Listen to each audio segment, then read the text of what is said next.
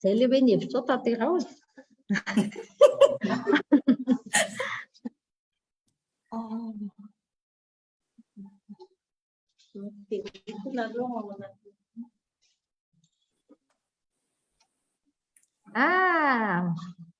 Faly miarabantsika rehetra indray anio alahady fa 20 volana aogositra 2024 faly beako fa eto Antsirabe amin'izao fotoana izao dia misy namana sy tapaka ny ankizy ny lohalarana eto tsara be liana amin'ny hoe teny malagasy iainana.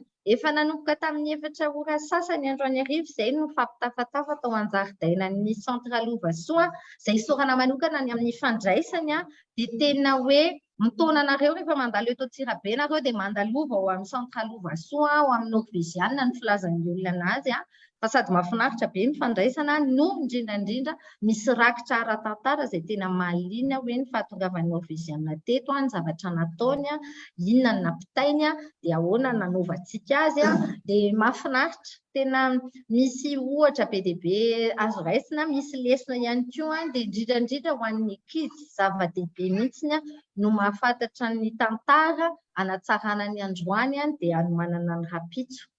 Dia androany zany faly indray tsika miaraka manohy amin'ny fomba vaovao indray tamin'ny farany teo tsika tany Ambatolampy tany amin'ny La Maison d'Aina eto indray tsika zao eto Antsirabe dia amin'ny 4 septambra ny Maurice indray tsika dia fifaliana hatrany hatrany no hoe mifankahita amin'ny mpiray tanindrazana dia tohizana foana ny teny malagasy iainana zany na aiza ale fa misy malagasy koa amin'ny toerana maro samihafa dia mahafinaritra fa mampiray antsika ny tenintsika.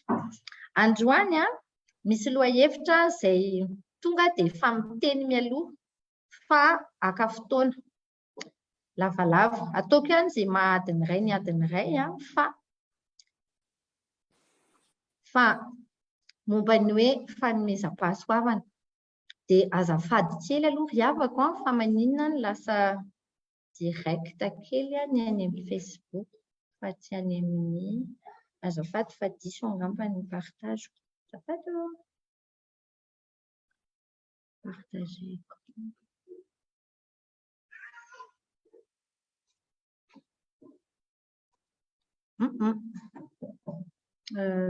azafady fa ny ato amin'ny Facebook foana miditra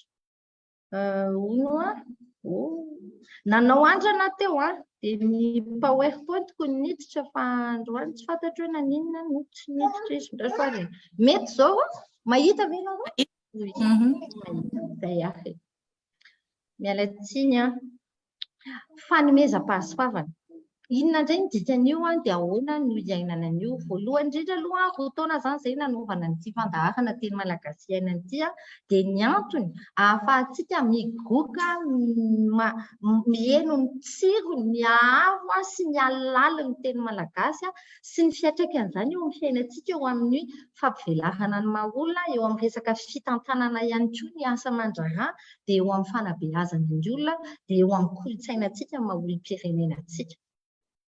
Eritaona zao no niresahana anazy mivantana eto amin'ity page Facebook ity dia ny anaingiona ny fizarana anazy dia ny lokony ny sainam-pirenena izay mbola hisalorako ihany koa androany fotsy mena maitso nahoana satria mitatitra hafatra izy io. Ilay fotsy mitatitra fahazavana, ny mena mitatitra fitiavana dia ny maitso mitatitra fanantenana dia rehefa fitiantsika izay hafatra anankitelo izay dia mahazo fehezanteny tsika izay misoratra eto amin'ny pejy voalohany eto hoe isika malagasy tia manatratra tanjona ambony amin'ny fomba mazava. Ahoana raha izany ny toe-tsaina hoentintsika miatrika ny fiainana sy fampaherezantsika hoe tsika rehefa manao zavatra dia ataontsika mpitiavana foana satria izay ilay mahatsika antsika. Rehefa mianatra nareo rankizy ataonareo ampitiavana.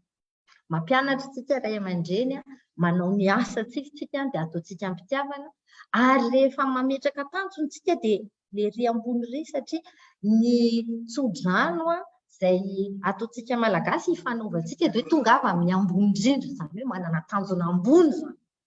Sa manana tanjona ambony dia amin'ny fomba mazava dia anisany hoe fomba mazava ao anatin'ny famarinana fa ao anatiny koa fanazavana zany hoe fifampianarana sy fifampitana traikefa dia izay no ataontsika eto amin'ny teny malagasy iainana hoe ny traikefa-piaina koa ny zavatra notadiaviko ny zavatra ampitainareo ihany koa satria tsy zarery no miresaka fa afaka mifampiresaka afaka fanazava raha ohatra ka tsika izay ato amin'ity efitrano ity manana fantaniana rehefa avy eo dia afaka rehefa eno mivantana izy dia raha izany dia tanteriko dia izao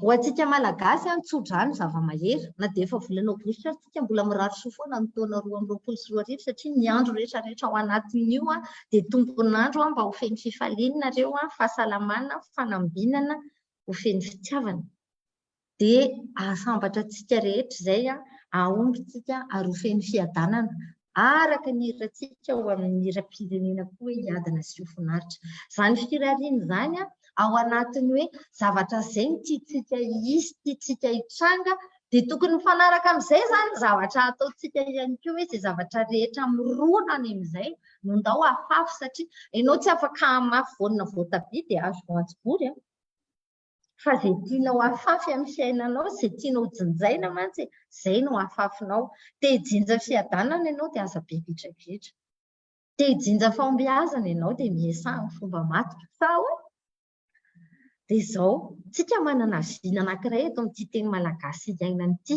tamin'nisy fotoana ako nanazava hoe inona izany atao hoe viana vision izy amin'ny teny frantsay viana vonaina na fikasana tovy ihany ireo dia asio bika eny tsara ny ilay teny anankiroa raka izy viana bika rehefa manana viana ianao misy fikasana dia asio sary mifanaraka aminy satria jereo indray misy teny malagasy milahatra anankitelo reto hoe ny viana atao hita mba ho vita satria rehefa hita izy dia araha-maso rehefa araha-maso izy dia azo raisina tanana dia azo tantanana izay ny atao hoe mitantana ny olona mitantana dia mametraka viana dia mampirahina dia nina koa mbola ao anatiny hoe ray fanahy ray saintsika manatanteraka azy dia ny vianantsika ozytsika hoe ny viana koa mila avadika tanjona rehefa avy eo fa tsy apetraka ho vianany fotsiny sady asiana fe-potoana dia ozytsika hoe amin'ny 1 amin'ny volana desambra 2024 olona ray tapitrisa no manaraka ny teny malagasy iainana ozytsika hoe malagasy mitady tanjona amboniko dia ampiarina izany dia eo izany manana anjara daholo ny olona manaraka ny teny malagasy iainana hoe ampitapitao amin'ny namanao ampitapitao dia mbola hiresaka amina olona mahay mamaritra an'izay ako amin'ny resaka hoe ahoana moa izany ny fanan'ilay olona hoe ny olona eo amin'ny Facebook ihany ve sa aiza dia mampikarokaroka ny lohako isan'andro io tanjona io ry havana azay no mahatsara ny viana lasa tanjona misy fe-potoana sy misy refiny satria lasa mifantoka amin'iny ianao rehefa manana tanjona ianao dia rehefa avy eo manana sorodalana dia ino tsara amin'ny teny malagasy izay soritana soratana d'accord dia nahita hevitra ray indray anisan'ny hevitra ny tsiro izao taorianany nametrahana hoe ray tapitrisa ny olona tiatsika hanaraka ny teny malagasy iainana manerana izao tontolo izao tsy eto Madagasikara ihany dia nametraka hoe andao asiana fehiny dia nataoko hoe famitinana 3 sekondra misy horonan-tsary kely hojerevantsika eo rehefa avy eo fa nahita hevitra hafa indray ahako hoe avadiko carte postale le fehiny isaky ny anakenina izany izao ny efa vita misy hoe malemy fanahy tosy ny roy moramora miaraka mifanaraka manomana azafady fa tsy manomana fa le feno le farany teo dia manaraka koa hiditra izao taom-pianarana vaovaotsika hiditra hianatra ny ankizy amin'ny aoriana 5 septambra dia izay moa manana sekoly maison daina ao Ambatolampy dia efa nanomana anaraka mpampianatra fa ao anatin'ny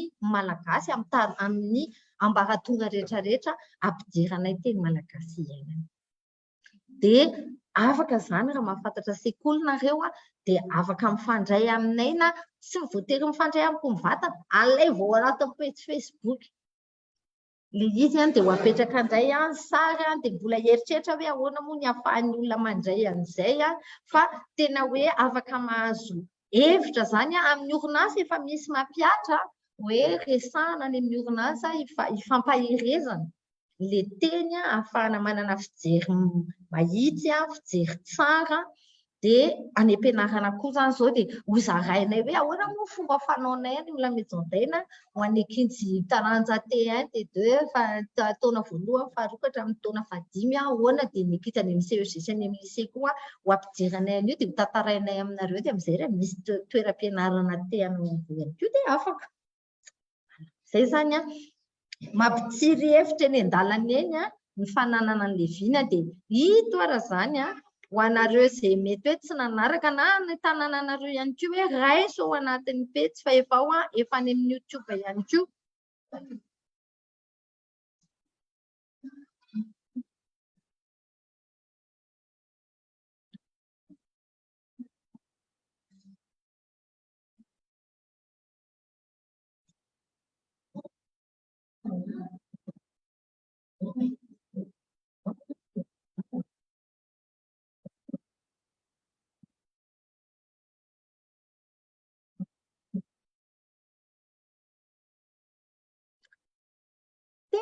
Sekondra ohatran'ny dokam-barotra. Dia raha ohatra nareo ka ohatra ka mifandray amina radio eto Antsirabe, vonona andefa an'izay feo izay 30 sekondra. Aheron'izay matetika ny olona afaka azo atao ihany koa fa le izy aloha atao maimaimpoana. Hatreto aloha zany teny malagasy iainana ataontsika hoe resaka fitiavana dia za tena matoky misy olona atao amin'ny commune Nandrembolany teny feza teny izay tena nakasika amin'ny foko ary tena tazomiko mafy dia mafy mihitsy hoe marina ho anahy koa izany. Hoy ny ramatoa miarahaba tompoko amin'ny resaka fampandrosoana za hoe narinareo hoe tsy mila vola be ve manao an'izao dia hoy le ramatoa fitiavana ary madama havitana zavatra betsaka anao vola. Tiako be. Hoy za hoe tena te-anao fanamby aho hoe andao mba hampisehoana ny sandritsika mahay mandio hoe zany raha miray iny tsika maneny asiana refa-bola foana ny zavatra. Zao ny centre levasoa tsy manome refa-bola ny an'izao nefa ny hofainana ety toerany ity dia tena isaorana. Izay ilay resaka fitiavana izay. Io tsika rehetrarehetra misy foana ny sehatra za koa mampiofana misy sarany. Fa androany tsy manisy sarany. Raha ohatra ka misy ampahany amin'ny zavatra ataontsika rehetrarehetra, hoy mentsika maimaimpoana anasoavana ny fiarahamonina.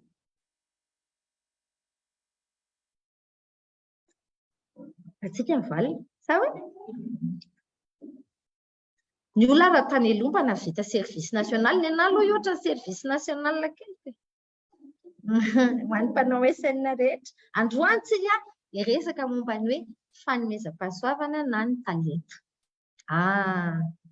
Mijery rakobolana foana ny rakobolana araka izy ny dictionnaire soa ihany ary tena isaorako ny olona tena nafatrapoana ka fotoana ny trandraka dia nametraka maimaimpoana eo amin'ny internet ny rakobolana. Asa neny nanaovana an'io fotoana neny nanoratany anazy dia tena misoatra fa mizaha zao sy ny taranaka ny aoriana any afaka hijery an'izay hoe rakitra izay ihany koa ao amin'ny rakobolana ny hoe inona moa midikany hoe talenta. Ny adresin'ny rakobolana teny malagasy teboka.org. Tsy izay ihany fa izay aloha ny fampiasako dia izay ny zaraiko aminareo. Ny atao hoe talenta fahakingana voajanahary. Ny tena mila tadidiana zany dia hoe kinga ary voajanahary. Raisintsika aloha inona moa ny atao hoe kinga. Ny atao hoe kinga dia mailamailaka aingakaingana ianao manao zavatra dia mora hay ilay izy. Dia resaka manokana ho an'ny ankizy eto. Voakely io dia hita. Satria rehefa voajanahary ilay izy dia efa ao hatramin'ny fahakely. Ho antsika ray aman-dreny izany, zava-dehibe mihitsy tsika no mahita hoe inona no mahakingakinga ny zanakitsika. Ho antsika mpampianatra, raha misy zavatra mila jerevana alohan'ny zavatra rehetra dia io. Inona no mahakinga an'ilay ankizy. Toy ianao hoe rehefa 50 ny ao anatin'ny efitrano tsy araka dia izao zarazara ao ekipa tsikelikely dia misy ampanaovanao zavatra izy dia mandritry ny taona ianao mahita ilay groupe tsikelikely manao zavatra dia ahitanao ny maizy ny ankizy tsirairay. Fa io no harena ambony indrindra. Voalohany aloha mahavariana be koa ilay hoe fahakingana voajanahary, jereo kely hoe voajanahary ny voa toy ny voafafy. Ny voafafy rehetrarehetra raha ohatra ka ataonao anatina kitapo dia ajanonao ao dia tsy maniry. Mijanona ho voa maina. Tsy hay atao ninina. Fa tsy maintsy afafy izy io. Dia rehefa afafy izy ahoana izany hoe afafy izany? Ampiasaina. Rehefa ampiasaina dia tefena dia maniry dia mamokatra be dia be rehefa avy eo. Ny talenta izany raha vao alevina, raha vao tsy ampiasaina satria izy ianao hoe afaka manana excuse foana ianao. Ka tsisy nampianatra, ka tsy nanambola, ka tsisy fitaovana. Dana miresaka mipahary ianao na misy an'io voa io raha sa mamaly an'izany ianao. Za aloha tsa. Fa izay ho ampelatananao ampiasao miaraka amin'iny fa efa misy. Tsy misy olona tsy manana anjara masoandro izany raha misokatra amin'ny maso. Samy manana daholo. Ny olona be dia be mitena za tsy mba manana talenta toy izany hoe diso hevitra ianao. Fa na ny koboninao ilay izy na tsy nenonao na tsy hainao hoe inona izany atao hoe talenta. Fa mieritreritra ianao hoe ny atao hoe talenta dia ilay olona tena malaza be tena efa nanefy be ny anazy. Ny talenta samy manana daholo. Misy zavatra mahakinga anao, misy zavatra mahavotsy anao. Izany hoe votsavotsa. Azonareo? Izany hoe ny mifanohitra amin'ny kinga dia votsa. Tsika rehetra misy zavatra mahavotsa antsika, misy zavatra mahakinga antsika. Izay zany aloha raisina. Izay ny atao hoe talenta. Dia raha raisina indray ny dikan'ilay teny hoe fanomezam-pahasoavana dia misy teny anankiroa ao anatiny. Fanomezana aloha izany. Izay no mahatonga an'io sarina fanomezana na kadô io. Ny olombelona rehetra tolo-janahary. Izay ny fijerin'ny malagasy azy. Tolotra. Izany hoe natolotra. Kadô an'izao tontolo izao izany tsika rehetra rehetra fanomezana. Fa be dia be tsy tonga saina amin'izay. Fohina ny dikany hoe fanomezana. Izay ao anaty kakibola ny dikany hoe fohy izany hoe nafohy. Tsy anazy tsony izany iny fa lasa any aminao. Tsy an'olona hafa ilay talenta ao anatinao fa ao anatinao nanomezana anazy. Ary matoa fohina ho anao dia satria matoky izay nanome anazy fa vitanao ny mampiasa an'io.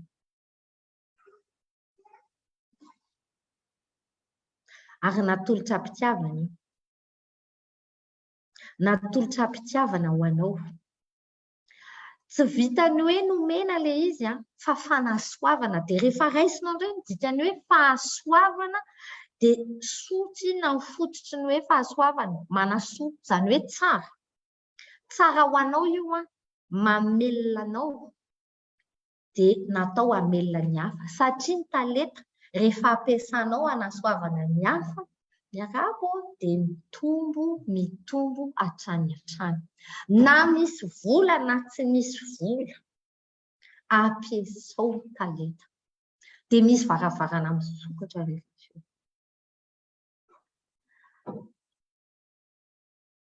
Ny manaraka eto naka psikologa Amerikanina anankiray satria Howard Gardner izay angamba vao hoe manonona olona vahiny eto amin'ity fandaharana ity.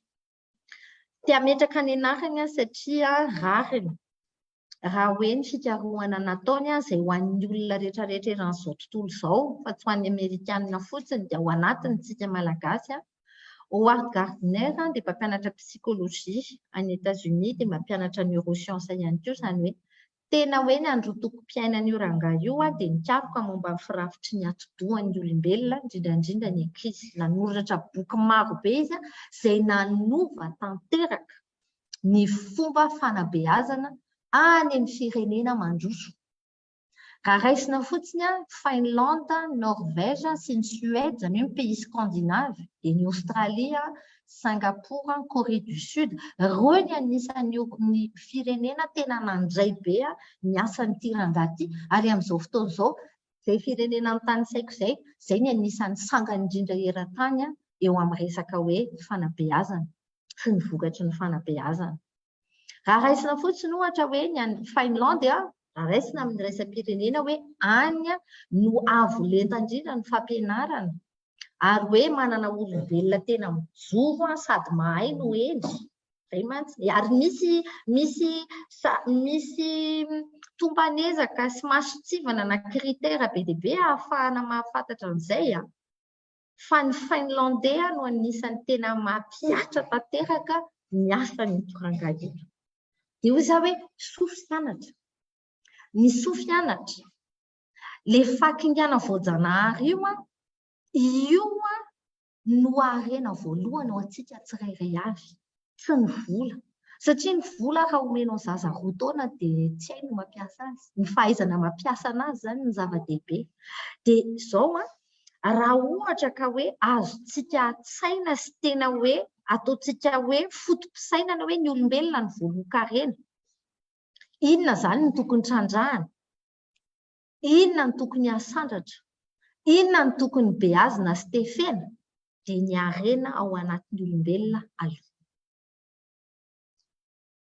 Raha vao izay ny ataontsika lahara-pahamehana, izany hoe ny ray aman-dreny, inona mahakinga ny zanako, ny mpampianatra, inona mahakinga na ny mpampianatra sekoly lady na ny olona rehetra isan'ambaratonga ny zavatra manomboka mahaliana antsika dia hoe inona daholo kay ilay mahakinga anahy, inona mahakinga ny olona manodidina anahy. Any amin'ny toeram-piasana, raha izay ny fanontaniana apetraka voalohany, manova tantarintsika. Manova tantarintsika satria izao nakabeazan'ny olona manao asa tsy fidiny raha ny eto Madagasikara ka no fantanaka satria tsy mahita. Dia manao asa tsy fidiny ianao dia tsy ataonao amin'ny fola izy dia tsy ataonao tsara ilay izy dia ratsy ny vokatra. Dia rehefa manao anazy ianao sady mitaraina ianao no mitaitaina ianao no tsy tajoro dia tsy ataonao tsara ilay izy dia tsy mety tena hoe tsara foana ilay vokatra ary tsy ataonao ampitiavana ilay izy. Dia mazava be mihitsy fa ny ari-karena ao anatin'izany toetra izany tsy handeha lavitra mihitsy. Azonareo? Dia matetika ny olona miteny foana hoe ary zavatra kosa ianao manao asa tianao. Dozako safidy koa an'iny. Aka ianao izany nanana safidy, toy izany miala tsiny fa manana safidy foana. Nisy fotoana koa nanao asa mety hoe tsy dia nahafinaritra loatra nanasa restaurant tamin'izaho mbola étudiant. Fa fantatro hoe lalana iny ny anarako zavatra. Fa avy eo nataoko izay nidirana tany anaty zavatra izay mahakinga sy mahaliana anahy dia tena te hifantoka amin'io androany ry havana. Raha misy zavatra roa tadidiny, mahakinga sy mahaliana satria io ilay talenta voajanahary. Izay ilay nanaovana anao ho tokana. Tsy misy olona ohatranao. Dia izao naka fotoana kely ahako te handresy lahatra anareo amin'ny mazava-dehibe ny fampitodiana ny fanabeazana sy ny fitantanam-piainana amin'io fahakingana io sy fanomezam-pahasoavana omeko vokatra azo tsapahi-tananareo. Ny distrikana Ambatolampy izay ao anatin'ny faritry ny Vakinankaratra dia mirefy 730 kilometatra tora-droa. Nosy Maurice 580 kilometatra tora-droa, izany hoe mitovitovy raha ampiana ny tanànan'ny Antsirabe nataoko nikajy dia tena mitovy ny velarantany. Raisina mponina ao amin'ny faritry ny Vakinankaratra roa tapitrisa.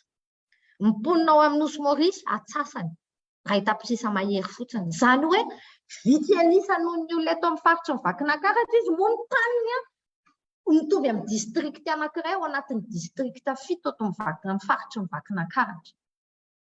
Dia mieritreritra ianao izany hoe raha ny lojika tokony olona ao amin'ny Vakinankaratra mahavita miariarena lavitra noho ny mponina ao amin'ny Maurice satria tsika mbola roa avoenina isantsika. Rehefa jerevana ny kajy dia ny olona ao amin'ny Maurice ny ari-karenan'ny Mauricianina 740 avo isa noho ny ari-karena ny Malagasy ray manontolo 720 tapitrisa.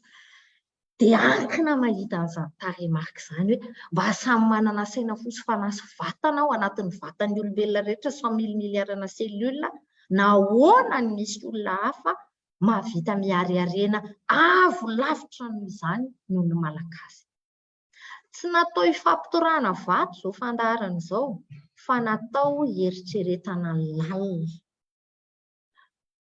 Fa maninona jerevako ny arikarenan'ny malagasy amin'ity taona ity $530 dia raha ohatra ka ataontsika amin'ny ariary izy dia roa tapitrisa mahery eo, izany hoe rehefa miariarena izany hoe ny vokatry ny asan'ny malagasy izany tsy rairay dia roa tapitrisa ao anatin'ny iray taona, izany hoe 750 ariary isan'andro no vokatry ny asa raha ohatra ka atao ny salanisa. Ny arikarenan'ny Maorisianina anankiray isan'andro 710 sy ray hetsy manoloana ny 5,000 dia hoy ianao hoe fa mba olona manakory ary izany olona izany. Génie daholo ve Maorisianina? Tsika koa manana génie. Dia raha raisina indray ny Norvégianina izay tonga teto amintsika tamin'ny 1990 tonga teto zareo dia ny zavatra voalohany naoriny tompo, anisany naoriny dia sekoly. Satria izy dia ampiaka ny didy napetraky ny tompony hoe misionera izy ireo kristianina izany mazava be mampianara ny firenena. Dia nampianatra izy. Dia nampianatra akory zareo fiarikarena. Dia mivalaka be hoe 200 taona teoriana aizitsika fa nataontsika aiza ny zavatra mampitana. Fa inona ao anatin'ny fahendrentsika ny navelantsika.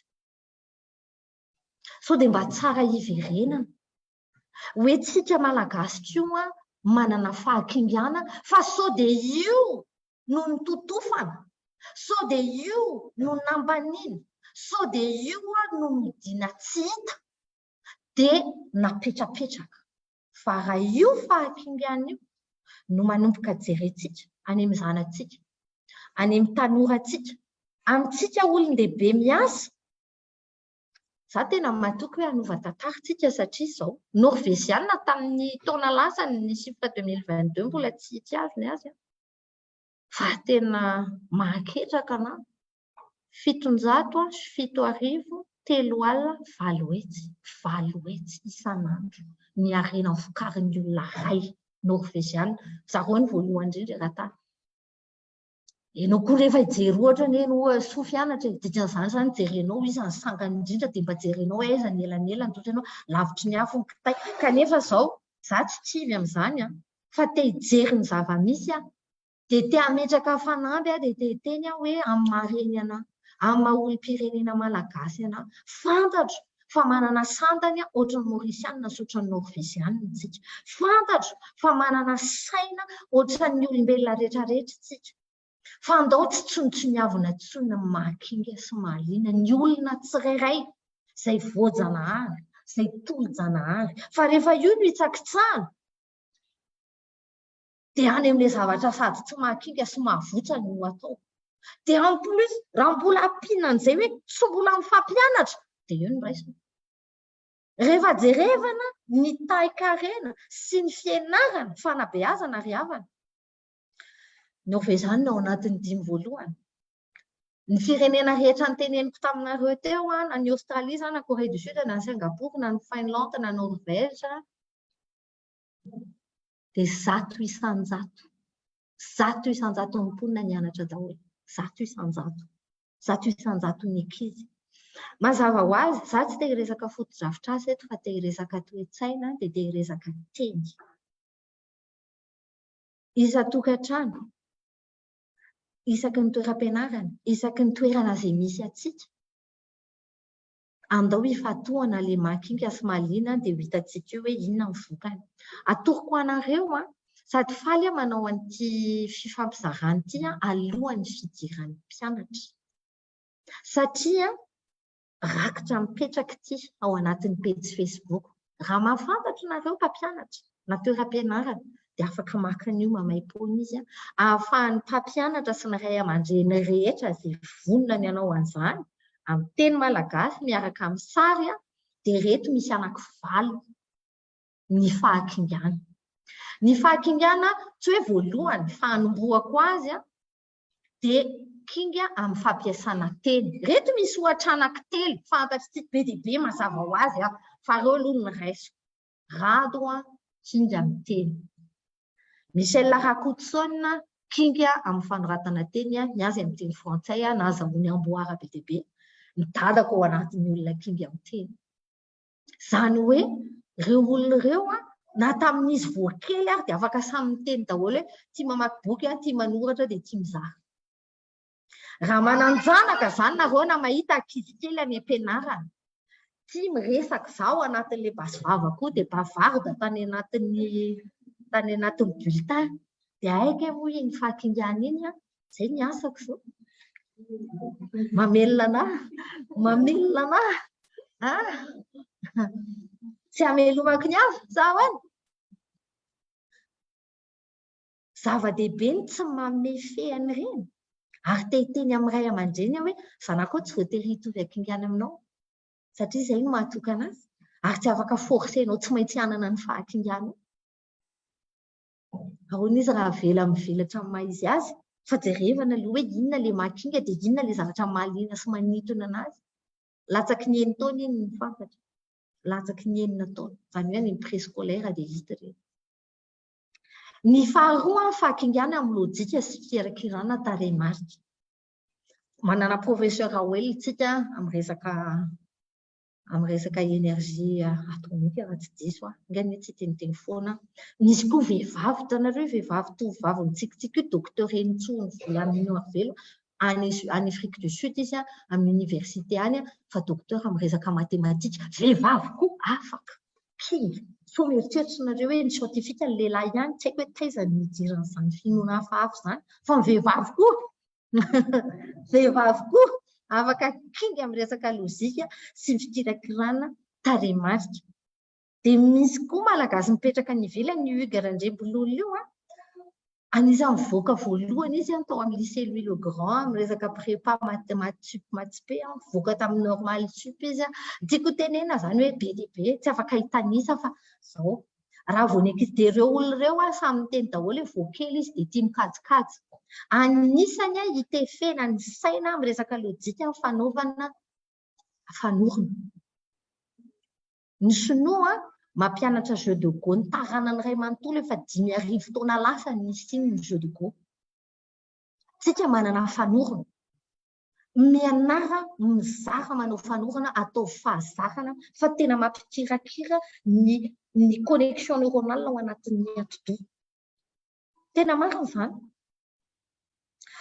Rehefa io fitiavana tarehimarika io aza tonga dia mieritreritra foana hoe inona ilay asa rehefa avy eo hita miandalana iny fa ilay mahakinga sy mahaliana aloha izany iny ny zavatra sarobidy indrindra mila trandrahana. Dia rehefa avy eo volena dia tefena. Talenta fahatelo izay tsy fantatry ny olona mihitsy ny hoe talenta na fahakingana intelligence io fahakingana resahana io kinga amin'ny fahalalana ny tena ka mijoro amin'ny maha izy azy na intelligence intrapersonnelle. Inona ny dikan'izany? Raisitsika Denise.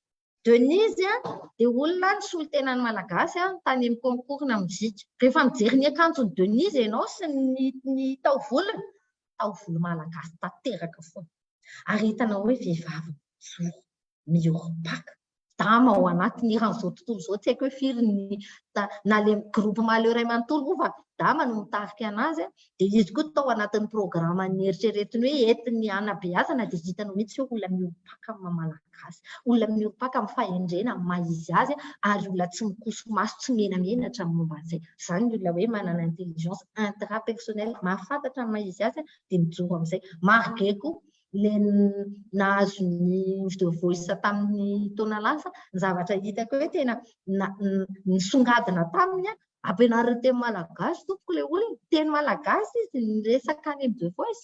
Izany hoe tsy menatra ny maha izy azy.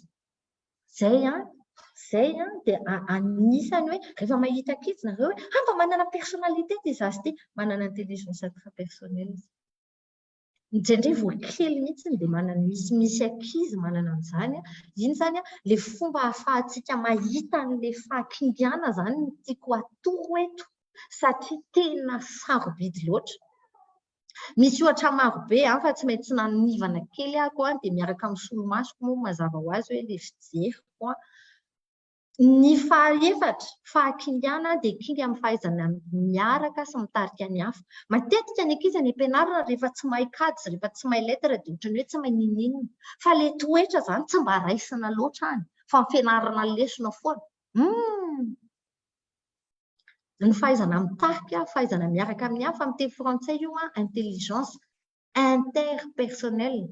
Misy ankizy voakely dia izy foana mitarika namany, ndao indray ianao baolina, ndao indray ianao andry, ndao indray tsy mahita programa etsy sy aroa, fahakingiana ka izy. Ilay fahaizana mitarika io misy ankizy any misokotro tonga dia misongadina ho azy hoe efa tonga dia io ny chef-tenana io. Na dia ampianarina fa misy ankizy tonga dia misongadina ho an'izay. Tsara fantatra hoe talenta izany, fahakingiana izany. Ny ankizy ilay tonga dia chef de classe foana ireny. Za zao tao anatiny dia normal zao manao leadership. Tsy mankaleona mihitsy ny asako satria ao anatin'ny mazana. Père Pedro, tsy malagasy izy fa ataoko hoe malagasy. Raha misy olona anankiray hitako hoe tena maneho fitiavana ny malagasy ary tena mikondo foana hoe ahoana izany fampandrosoana izany. Ohatra velona anankiray angady eo an'ala tena ohatra anankiray. Mba manao izay ataony amin'ny sehatra misy anankely fa tena ilay mitarika ny hafa, indrindra ilay mitarika an'ilay hafa tena tsy mitovy aminao dia ilay hafa mety hoe tsy mitovy saranga aminao fa mitovy sanda nefa dia mampiakatra an'ilay olona ary andavaka ariva hoe ahoana ny hamoaka an'ireo olona ireo any. Fahaizana mitarika daholo izany satria ny fahaizana mitarika misy olona mahay mitarika izay olona mitovy aminy any. Fa mahay mitarika olona tsy mitovy aminao mbola tantara hafa. Fela Razafindrato izy ny lehiben'ny vehivavy, fikambanana vehivavy manana fahasembanana. Mamiratra koa izany vehivavy izany amin'ny resaka hoe fahaizana mitarika ny hafa hisandratra. Rehefa mijery ny olona ao anaty fikambanany, za mampianatra amin'ny fikambanana zareo amin'ny resaka fampivelarana maha-olona, fa tena vehivavy mijoro izany. Be dia be ny olona manana tanana sy tongotra tsy mahavita an'izany olona izany. Satria nanaiky izy hoe mety ny tanana na ny tongony ny sembana fa ny ao anatiny ny fanahy ny mijoro tsara. Misy tovovavy anankiray izay lahatra ny anarany, bory tanteraka amin'ny tany, bory ny tanany dia tsy manana tongotra ilana izy dia efa hatramin'ny nahaterahany mihitsy. Dia mazava ho azy tamin'izy mbola kely memezan'ny olona. Fa izao izany tovovavy izany motivational speaker tandremo. Wow! Izy indray no mampahery ny olona nanoratra boky izy hoe raiso an-tanana ny fiainanao miaraka amin'ilay tanany robo. Dia inona moa izy nareo misoratany ao anatin'ny titrany? Ny fahatahorana no tena klema. Izany mahay mitarika, fahaizana mitarika miaraka sy mitarika ny hafa, leadership tena fahakingiana, azo ianarana fa misy tena voajanahary. Ny karazana talenta fahadimy dia fahakingiana amin'ny fahatakarana tsary ao an-tsaina ny zava-misy, izany hoe intelligence visuelle géospatiale izy amin'ny teny frantsay. Ny artista rehetra izay manao sary hosodoko dia ao anatin'izay. Misy olona vao mijery ohatra toerana anankiray izy tsy misy ninino dia teneninao izy hoe ahoana no hanaingonana io dia tonga dia manana sary eo izy zavaka telo volana tsy mbola mahavita ninino. Za aloha tena votsa ao anatin'io raha izahako manokana. Zanako mianadahy Maeva Filany samy kinga be amin'io daholo. Maeva 17 taona izy nanomboka nanao ny exposition amin'ny voalohany. Nanao sary hosodoko izy nanomboka nanao mandala. Fa tena hoe maraina sy alina dia alina sy maraina dia eo foana izy. Ary ny olona kinga amina zavatra anankiray liana amin'iny dia tia manao an'iny dia rehefa ampiarahanao ny fitiavana sy fanefena fahakingiana hoe mihazatra ianao anatin'io dia tsara be ny zavatra vitanao ary mahavelona anao. Ny lanina indray ny azy koa ilay resaka sary fa ny anazy indray natao horonantsary dia eto sady manao manentana ho anareo indrindra ankizy tanora. Namoaka vidéo izy amin'ny YouTube hoe l'histoire de Madagascar fa nataony amin'ny teny frantsay ao anatin'ny 9 minitra momba ny hoe ny origine, izany hoe avy aiza moa tsika raha mahaliana anareo. dia tena natao mihitsy io amin'ny fomba mahasarika 9 minitra ilay vidéo. Dia hitanareo hoe rehefa manomboka hita kely ilay talenta hoe inona no mahasarika an'ilay zaza ny anazy indray miresaka feo ny anazy. Dia tena hoe inona andehanana dia ampiasaina. Fa raha hitanareo hoe ireo olona rehetra tenenin'ireo nanefi ny talentany nampiasa anazy dia nanolotra anazy ho an'ny hafa. Dia velona n'iny talentany iny izy. Fomba hanehoana antsika hoe tsy misy olona diso anjarintsika rehetrarehetra fa samy manana daholo.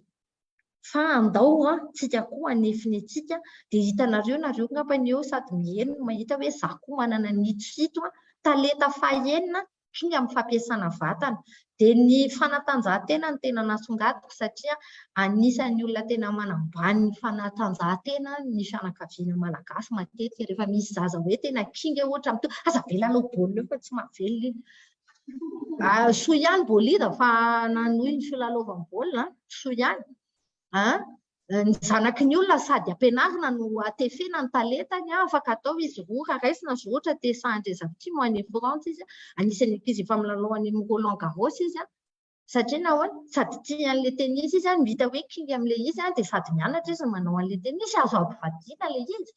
Fa matetika raha vao indrindrandrindra ny resaka artiste ny zanako anankitelo samy artiste daholo.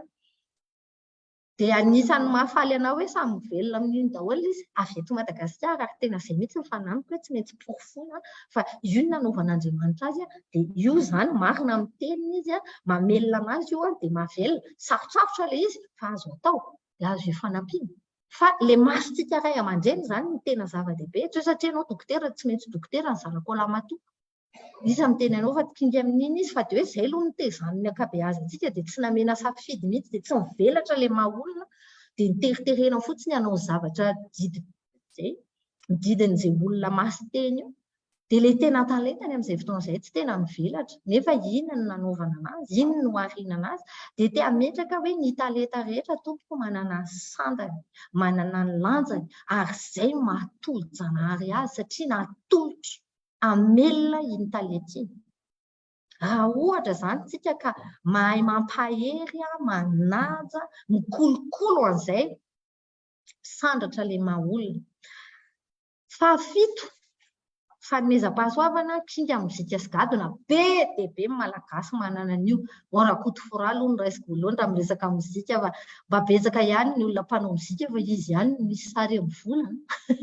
Ilay vola teo aloha hoe Orakoto fora tsy nanao conservatoire fa tena miaiky ny eran'izao tontolo izao hoe ny fahaizan'ilay rangahy hoe tena talenta dia za aloha dia tena mankasitraka an'ireny olona hoe mampalaza ny malagasy noho ny talenta nentina eran'izao tontolo izao dia hiantsa zanako vavy matoa miazy indray miazy dia izy koa mivelona ny dia mampianatra mandeha izy dia manao koreografia sady mianatra dia hitanao hoe sady sambatra no mahay no sangany amin'ny zavatra atao dia mino fa mbola lasa lavitra kokoa izy satria za aloha eo manohana foana fa tena te-hampirofo hoe na mandihy ny zanakareo na manao fanatanjahantena ny zanakareo na manao sary hosodoko ny zanakareo raha izay no mahakinga azy dia izay ny hamelona anazy.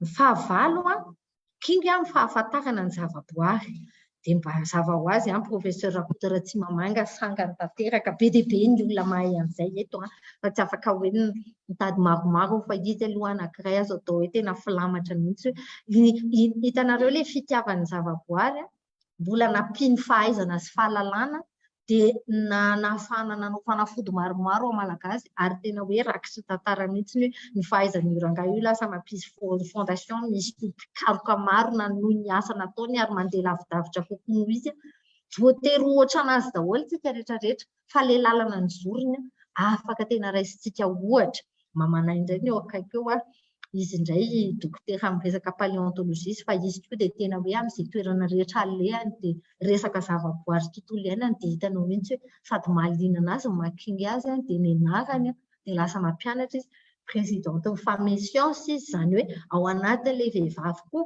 mametraka hoe ny vehivavy koa afaka mianatra nareo afaka lasa lavitra nareo afaka mikaroka nareo dia ampitao amin'ny zanaka manjavy izay dia indrindrandrindra atao izay hanasoavana manodidina amin'ny alalan'ny zavatra hainareo. Hitanareo fa aran-talenta manana kotsika fa izao tadiavina ve ilay izy, tefena ve ilay izy, ampaherezina ve ilay izy, dia amaranako ny anjarako dia ohatra mahazatra ihany ny asa atao ankira hono izay indrindra atao ankira izy satria mahafaly kaliana iangaliana ampifaliana natanterahana izay rehetra irina dia samy mieritreritra amin'ny talentany tsy.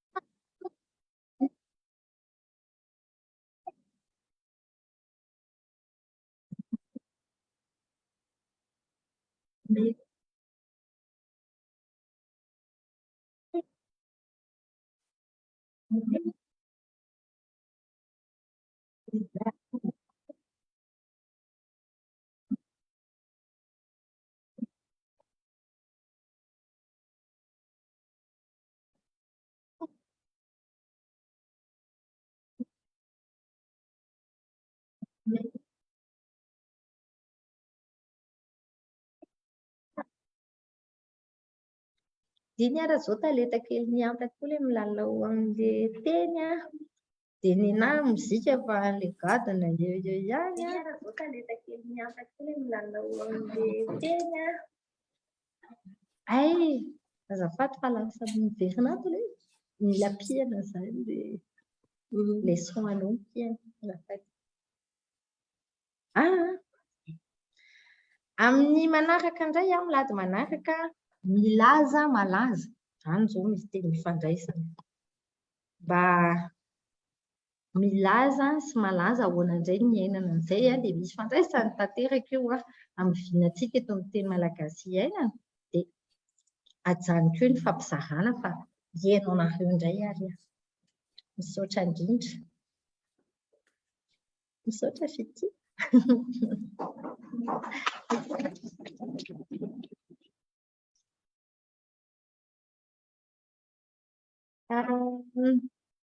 Alohan'ny hanomezana fitenenana ny ainy amin'ny mijery mivantana eo amin'ny pejy dia te hanome anjara fitenenana anareo izay manatrika mivantana eto ary hoe inona izao ny zavatra nisongadina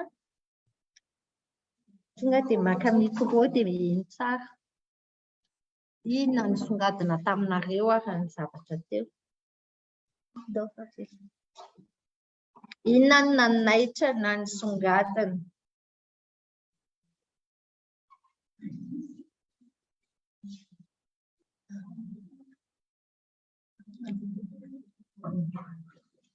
Ianao? Ohatroany?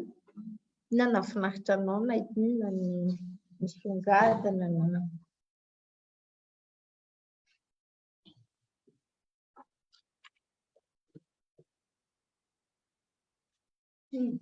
fa tsy mandeha.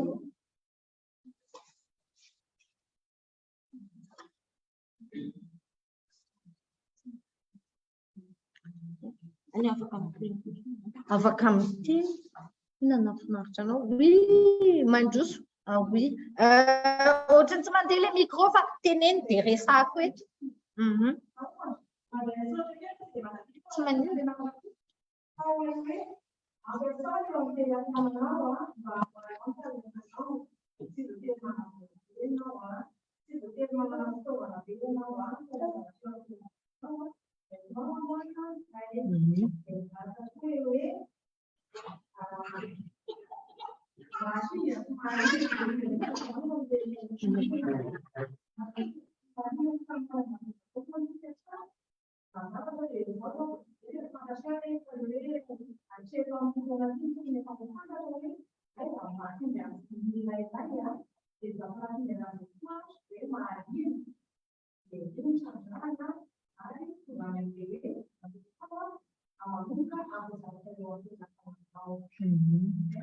Misaotra betsaka. Mirana, eno mirana ve izay? Sa very kely?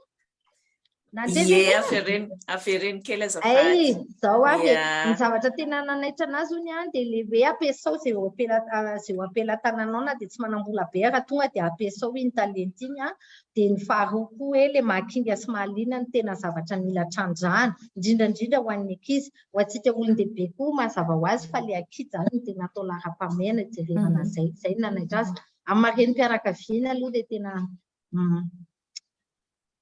indray miaraviana rehetra ka ohatrohatr'izay daholo ny ankizy foana aloha madamaty ina no tena nanaitra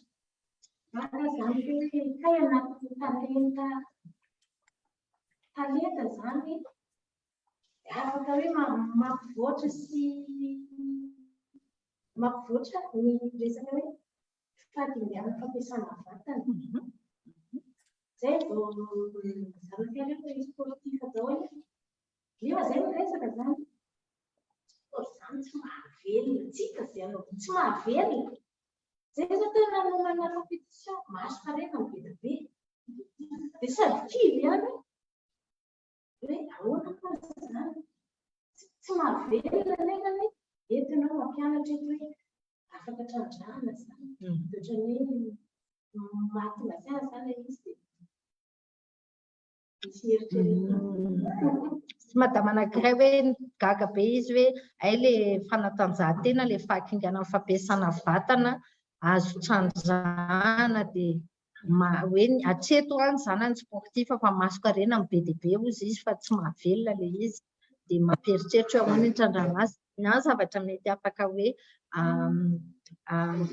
torohevitra azo atao aminareo ny fanefen'ny ankizy ny talentany zava-dehibe satria mampivelatra anazy indrindrandrindra hoe tiany iny fa rehefa hitanareo hoe tena misy vokatra tsara sy tsara ny vokatra dia ampiana koa izy mba tsara ilay vokatra dia mitady anareo olona afaka miara-miasa aminareo satria na ny any ivelany anie le fampisehoana ny sport zany lasa tena misy hoe business ao anatin'ilay izy fa ny antsika tsy mbola matotra be ohatran'izay fa azo atomboka foana ilay izy satria ny tenany anjaranao koa manokatra an'ilay tsena tsika tsy afaka tonga dia ka ny antsika eto ohatr'izany inona ny azo atomboka inona ny azo atao eo amin'ilay toe-tsaina hoe mifanampy sy hoe raha reo ny fahakingan'ilay zaza ahoana ny ahafahany mandeha faran'izay lavitra indrindra azonareo dia iny finiavanareo iny sy ny fitiavanareo hoe mampahery anazy miaraka amina olona hafa satria hoe ny etanjaray mora zaka ilay fizarana an'ilay izy koa tena zava-dehibe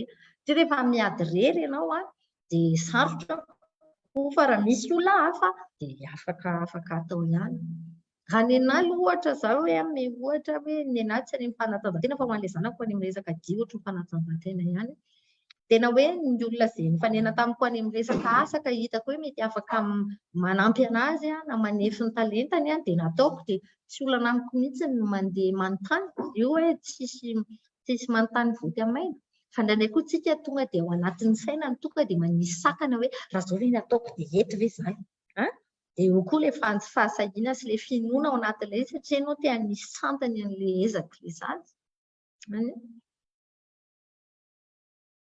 eny ary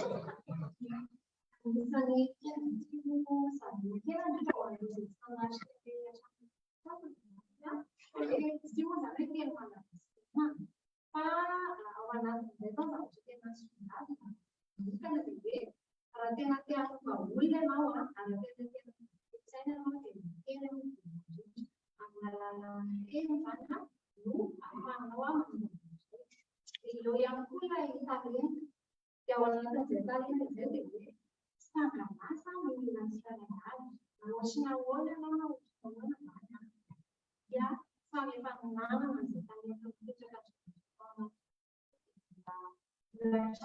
ary mamokatra lekizy tena kely tsakatona eo zany inona le tena talentany dia tsy aleva anatin'izay koa resaka hoe ny asa mila manana passion ianao zany zay le malitra misaotra betsaka Teny anankitelo teny analiana ny namana anankiray teto le hoe rehefa te hanova olona ianao dia amin'ny alalan'ny teny satria teny io no mandrafitra ny foto-pisainana. Ny faharoa le talenta hoe samy sanganasa daholo tsika olona tsika rehetrarehetra dia io zany no mila trandrahana dia rehefa manao zavatra koa dia atao amin'ny fitiavana ilay izy ilay atao amin'ny passion. Ilay menamena amin'ny sainam-pirenentsika. Ameko mirana indray fitenenana hoe manahoana ny fantaniana na fifampizarana eo amin'ny mivantana eo amin'ny pejy azafady. Ie, misaotra indrindra Anta dia mankasitraka ny fizarany nareo izay efa miaraka amin'ny Anta any Antsirabe ireo fa tena mahafinaritra ny fahitana hoe ny fahinoana hoe tena misy fifanekena sy fahitana ny mety ho tanjona miaraka atomoka amin'ny tsirairay avy ao anatin'ilay fampianarana nomeny Antantsika teo. Manan-karena tokoa tsika manana ny Anta fanomezam-pahasoavana ho an'ny Malagasy koa i Anta. Dia hoatomoko amin'ny misy teny maromaro ato Anta afaka apitaiko aminao dia apitaiko ny teny Laloa hoe ny voa mila afafy vao mitsimoka, misandrahaka ary mamoa, ary ny talenta ihany koa dia mila ampiasaina. Ny talenta tsy ampiasaina dia ho very fotsiny. Dia nitohizan'ny Laloa hoe manan-karena olona isika izany Madagasikara ka raha samy mampiasa ny talentany sy ny mahakinga azy izany isika mety hiova ny tantara.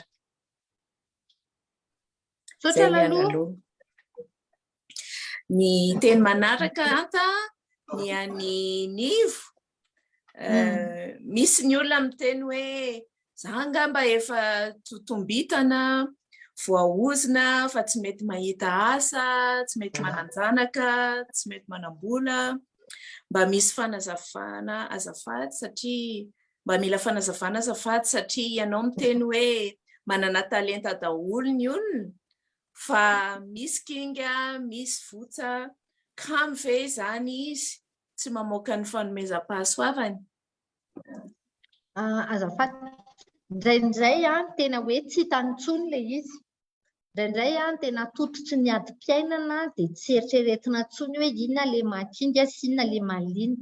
Dia ny ankabeazan'ny olona miteny an'ireny aloha tsy vitany rery ny hijery anazy fa ny olona manodidina anazy no afaka miteny hoe rehefa manao an'izao izy dia aingana be manao azy ohatra. Azonareo satria ny fahakinganany amin'izay hoe fahakingan'izay hoe rehefa amin'ny zavatra iny izy mikitakitana na mailamailaka na aingana be dia azon'ilay izy. Azonareo ahitana hitrandrahana anazy. Io zany eo no mahatsara hoe ny fianakaviana ilay fiarahamonina afaka koa manampy. Raha ohatra zany ka hoe manao fivoriana kely nareo mbola tapatra eo am-pianakaviana hoe ina daholo ilay arinitanareo fa mahakinga anao ohatra. Dia mba ny olona indray no miteny fa tsy ianao fotsiny miteny momba anao dia afaka koa izay ahafahanao mahita hoe fa io zany satria fijerin'ilay olona manodidina tsara no ahafahana ihany koa mitrandraka an'izay. Raha ilay olona miteny hoe totombitana tsy mety mahita an'izao tsy mety mahita an'izao ny anazy sosikevitro dia izao. Ny anazy any amin'ilay finoana mihitsiny izany ny hoe ny finoana momba ny tenany za tsy miresaka hoe finoana eto hoe finoana an'Andriamanitra na tsy any amin'izay fa ilay zavatra ekeny fa marina ho anazy hoe satria ny zavatra mitranga tsy mahita asa izy dia miteny izy hoe za angamba totombitana fa tsy mety mahita asa mihitsiny. Izay fiteny izay dia tonga dia mametraka hoe tsy manana fanantenana izy. Fa mijanona amin'ny androany dia ny rapito izany hitovy amin'ny androany ihany dia iny no tena fandrika lehibe. Raha miteny teo tsika hoe ilay zavatra teneninao anefa tena lasitra. Raha izay teneninao, iza ny olona tsy mibolia satria iza ny olona tsy nanana zavatra hoe tsy nety. Raha ho anahy manokana be dia be ny zavatra tamin'ny fiainako tsy nety. Fa tsy manakana mihitsy izany hanana finoana hoe za afaka tafavoaka foana, za afaka maka lesona amin'ny zavatra tsy mety iny dia hoentiko hanatsarana ny rehefa avy eo satria ny toetra ny saiko sy ny zavatra inoko mipetraka aty anatin'ny fanahiko no mamaritra anahy. Azonao dia inona ilay hoe mamaritra dia teny hoe rehefa mahita olona ireo miteny an'izany dia teneny hoe Ianao koa sarobidy sy mendrika ohatry ny olombelona rehetra dia izay tenenina amin'ny tenanao hoe satria sarobidy dia afaka manatsara. Inona daholo ny zavatra tsy nety teo aloha. Fa raha ohatra ka mbola teneninao foana hoe za totombitana zanga mba voahozina, dia izay zany ny zavatra inonao sy ekenao fa marina dia mijanona amin'izay ianao ary mamandrika anao izay zavatra izay. Misy ny finoana mamandrika, misy ny finoana mampivelatra. Dia mila koa zany ianao mijery hoe izay mamelona ihany atao ohatry ny voankazo an'ala, izay mamelona ihany no tazoma ao anaty. Fa raha vao zavatra mandringotra anao na mamono anao na manetry anao dia soa zany programa izany fa iny indraindray no mampiparinga. Io arak'izay teneniny miran'izay hoe tsika malagasy rehefa miresaka momba Madagasikara mila mitandrina mihitsy. Satria ny ankamaroan'ny malagasy rehefa miresaka Madagasikara dia zavatra ratsy ny tany saina foana. Amin'ny resaka psikôlôjia, ny zavatra teneninao iny lasa mitoetra dia lasa toetra. Ka na manan-karena ohatra n'inona ary ianao, ny zavatra teneninao momba anao ratsy foana dia anao ihany no manaratsy. Dia mampidina iny. Donc tsika zany mila mianatra manatsara fijery. Ny vokatra tsy tonga dia tsara eo fa fijerintsika amin'ny maha olona hoe tsika koa manana sandany, tsika koa manana talenta, andao koa tsika hianatra hanatsara dia hanefa azy dia atao tokoa izay. Dia tsy kivy fa mikiry. Dia manantena fa tsy matahotra. Izay indrindra. Misaotra indrindra anta amin'ny valiteny mino fa mitondra fampaherezana ho an'ny hefitry nivony zarainy teo. Misaotra nivony nametraka fanontaniana. Ny teny manaraka anta dia ny an'i Daraola. Resy lahatra aho fa tokony imasona manomboka izao ny ametrahana ho isan'ny fototra sy vinan'ny fanabeazana, ny fitiliana sy fanekena ary ny fanefena talenta. Ka iza no tokony hanao ireo mitily, manaiky, manefy. Misaotra andava anta. Ny ray aman-dreny voalohany indrindra dia ny mpampianatra rehetra isan'ambaratonga any amin'ny fikambanana misy ny ankizy, na fikambanana fanatanjahantena io, na fikambanana manao chorale, na fikambanana any amin'ny skoto, na fikambanana tsy fantatro. Raha vao olon-dehibe zany zokina ray aman-dreny dia ao anatin'ilay mpitily sy mpanefy daholo. Dia ny any ankizy afaka mipampaherinareo amin'ny talentanareo. Mankasitraka anta. Ny tena marina tokoa izay hoe isika olon-dehibe amin'izao fotoana izao. Ny olon-dehibe moa izany ny 20 taona miakatra sa 20 taona miakatra. Tsy tokony ho ferana angamba ilay hoe le fahendrena ananan'ny olona tsirairay. Mety 15 taona izy dia efa manam-pahendrena. Fa tsy hoe iandry efa fotsy volo vao hoe azo omena lanja ny zavatra zarain'ny olona tsirairay. Fa eo amin'le fahendreny tsirairay mila mihitsy isika ray aman-dreny hoe araka ny lazainy antatra amin'ny voalohany hoe mila manome sehatra ny zanakitsika, mila isika no mijery mandinika ny zavatra ataon'zareo isan'andro dia hita eo ny talenta ka mila fahazarana izay mila isika aloha no manazatra tena hoe ina moa zany ny talentako dia mba iny koa tsika mba afaka mahita ny anjanantsika. Ho anahy manokana reny manana zanaka manana fahasamihafana autiste zao efa nilo 13 taona izy dia tena izay mihitsy no imasonay hoe tsy dia akarary andohanay loatra le zavatra tsy mbola vitany fa fantatray fotsiny hoe mbola vitany ary matetika satria mbola tsy nampianarina azy le izy matoa mbola tsy hainy dia mba makandraikitra zany isika ray aman-dreny hoe izao anieny tokony mampianatra, izao anieny tokony mampita zay vao izy vokatra dia le talenta le hita hoe manavanana azy iny no entina ampianarana anazy isan'andro mba ahafahany mivelatra sy ahafahana ahitana koa hoe ina moa zany tena ankafiziny ahafahany mianatra le zavatra tiana ampitaina aminy dia eo izy fa mankafy an'le asa ampanaovina azy satria tafaray amin'ny ny zavatra tiany sy lasa mihainy ho aingana kokoa mifandray amin'le hoe mahakinga sy mahaliana an'le zaza misaotra anta misy teny manaraka anta mbola manana fotoana kely tsika ie ny tenin'ny aina misaotra ny Ashman Rakotonirina nanao izay hevitra izay fa tsy vizaka mijoro vavolombelona hoe tena betsaka ny voka-tsoa izay taty aoriana be vao tsapaka tamin'io hay adlasa talenta io karate ao anaty vonteny ary soa fa nananareny nanosika foana fa na tamin'ny fahazazana azy tsy tena azoko ny antony nanaovana azy sy nanosehany ahy anohy tsy tapaka manenjika fifaninanana kanefa izahay tena sahirana tamin'izany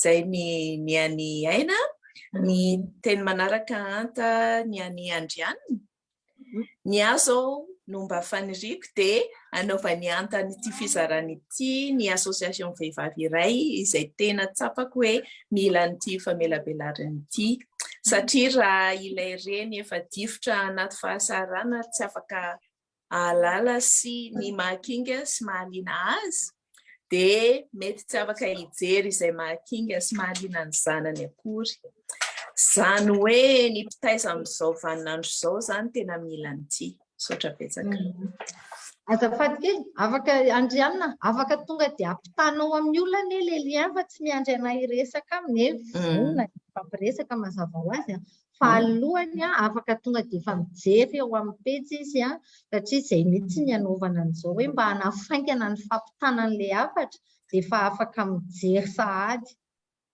marina izay indrindra hoe ao amin'ny alefaso saika metraka koa zao tsy misy olona tsy difotry ny fahasarotam-piainana amin'ny ambaratonga rehetra ny olona mety eritreretintsika hoe efa manam-bola be ary mbola difotra koa satria mila tantana ny vola be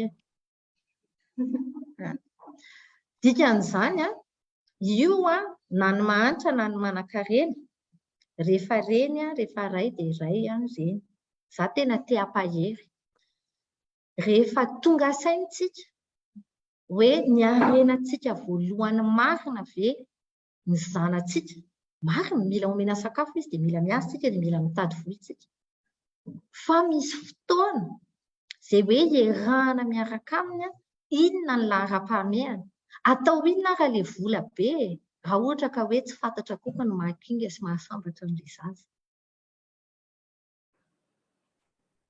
so dia mba mila avadika kely hoe inona ny lahara-pahamehana rehefa miteraka tsika raha tena raisitsika hoe ho marina hoe arena io zaza io ary ny maso malagasy amin'ny zaza dia arena ao ny akabeazana ny fomba fampiarany anazy aloha hafa kely sy tsy ekeko fa raha raisina le teny hoe arena dia raha io ny arena voalohany tadidiko mihitsy ny teny miantsa zanako vavy matoa asa 7 taona sa 8 taona izy zany mitotototo miasa gauche à droite dia niteny taminy hoe ho anareo anie ny esako hoe dia ozy izy dia sérieuse maman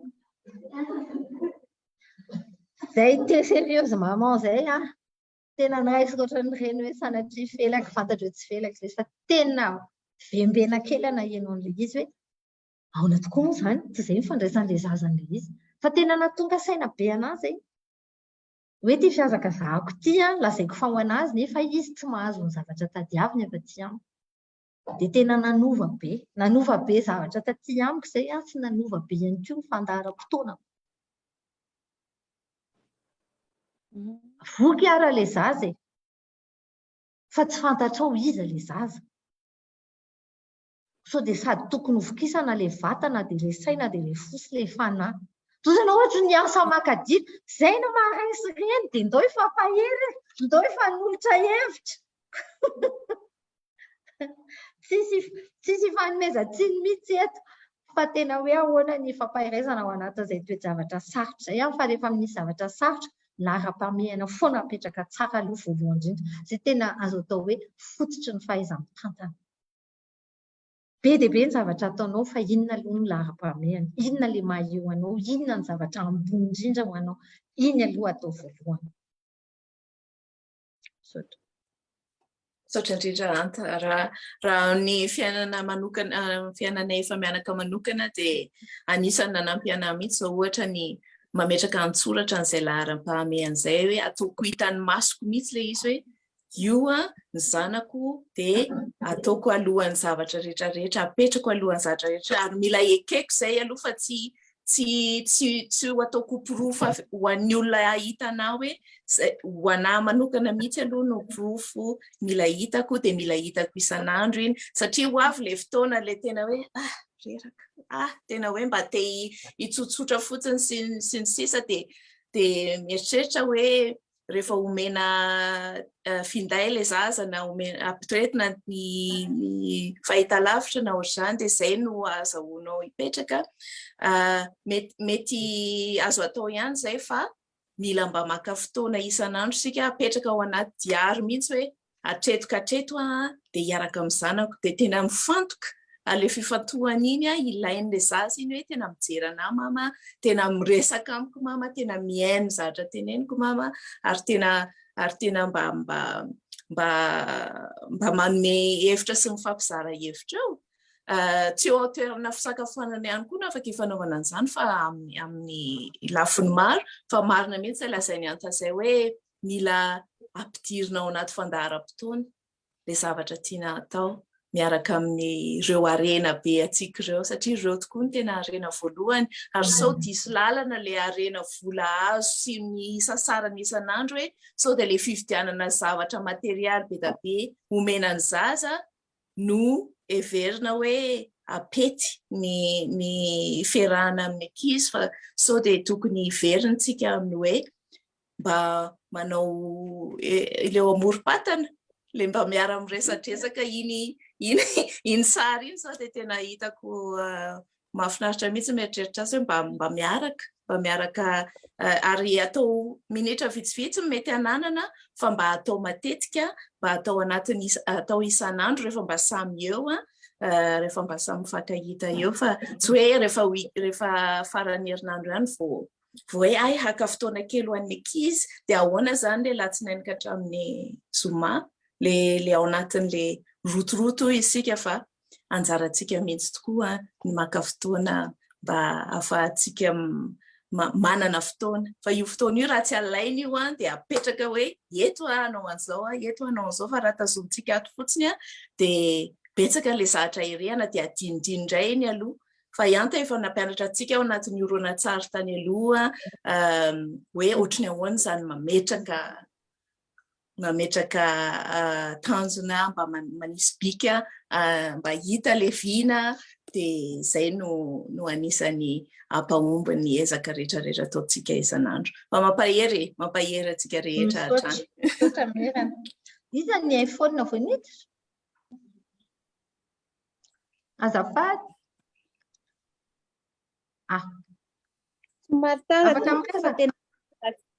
tena miala tsiny amin'ny fahatarana efa tena aty amin'ny farany vao mandre anareo sitraka be dia be sitraka be dia be hanitra mahanay afaka miverina tsara dia misaotra mbola niditra ihany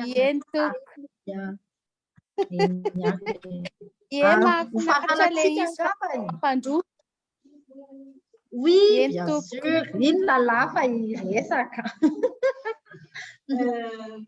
Voalohany angambako hoe misaotra be dia be anapa nanaiky nakatsitsila be.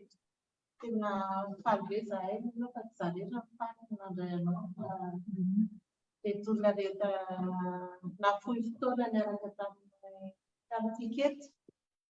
Dia ho anahy manokana angambany tena hoe nahita an'ilay atsotanisa teo za mianatra toe-karena fa tsy ohatran'izay fomba fijeriko anazy hatramin'izay fa androany tena tonga saina hoe tena marina izany hoe fanahoana tokoa moa tsika izany raha mitovy samy olombelona daholo, samy manana ny fanomezam-pahasoavany daholo, dia nahoantsika hoe 705 fotsiny ny ankarena vokarintsika malagasy tsirairay avy, dia nefa ny norvégiana tena mahavita 8 hetsy.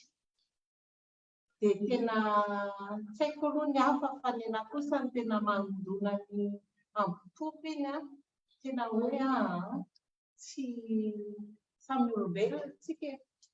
Dia ny anankiray koa ngambany tena hoe hitako hoe zava-dehibe koa ny resaka hoe psychologie collective, satria tena marina mihitsy izany ary na zaho koa miaraka fa matetika rehefa hoe resaka momba Madagasikara tena ekena hoe misedra zavatra mafy isika malagasy amin'izao fotoana izao, dia tena ilay zavatra negativa foana ny hitantsika, fa tena raha vitantsika izany hoe ndao ny zavatra pozitiva, zavatra tsara no resahantsika momba ny tanitsika, momba ny firenentsika.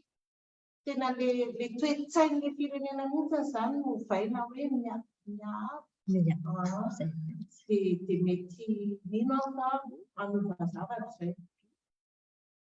Sotra fitiny kely ny teneny lalahy, misaotra ny fahatongavako eto Antsirabe io dia izay rahany iny fa hoe tena nandonana azy le fampitahana hoe ny arikarenan'ny malagasy ny norvégiana hoe samy olombelona ihany, dia fahatelo le fomba fisainana miaraka, le toe-tsaina iombonana izany hoe rehefa miresaka momba Madagasikara mba ndao zavatra tsara sy le zavatra mety, zavatra azo atao sy le zavatra tiana, izany hoe zavatra miabo no fampiresahana dia lasa toe-tsaina, lasa mampiakatra antsika rehetra dia iny anie tena angovo ry havany, mitondra angovo, mitondra hery rehefa ohatra ka ny mijery. Za tsy miteny hoe hatsaraina izay ratsy, tsy izay mihitsy fa io voankazo anala, izay mamy atelina, izay mangidy avela hoany aloha, fa izay mamelombelona sy manandratra rehetra dia izay tsy mety hatsaraina. Hitanareo na ilay fomba fiteny fotsiny ary hatsaraina, inona indray ny hatsaraina fa tsy hoe inona ny tsy mety. Dia efa manify manoharana azy kely.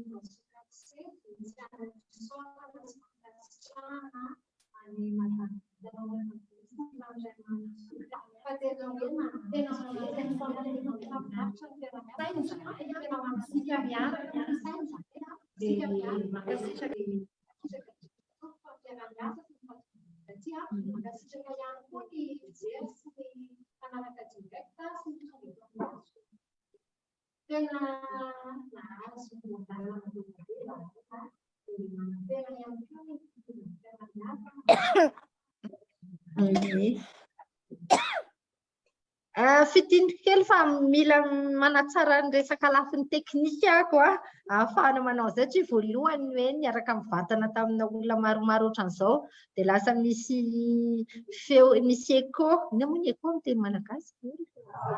Ako misy ako ilay izy miverina dia andraso fa hitadiavako hevitra hoe ahoana moa ny anaovana anazy amin'ny manaraka, fa izay ny hoe lesika lasa lesona. Dia fisaorana moa izany no nentin'ny tompony andraikitry ny centre Lovaso 4C eto, izany hoe centre norvégiana moa ny ahafantaran'ny olona anazy ihany koa, centre Lovaso dia tena Lovaso mipetraka ihany koa. Mankasitraka eny ary faranantsika ny fotoanandro misaotra betsaka aloha fa ny 20 minitra ny fotoanantsika efa nitenenina tamin'ny voalohany ihany fa misaotra amin'ny faharetanareo dia mirary sondritra dia mifankahita indray amin'ny lahady manaraka dia ajanoko izany ny fampitana amin'ny vantany. Veloma daholo tompoko.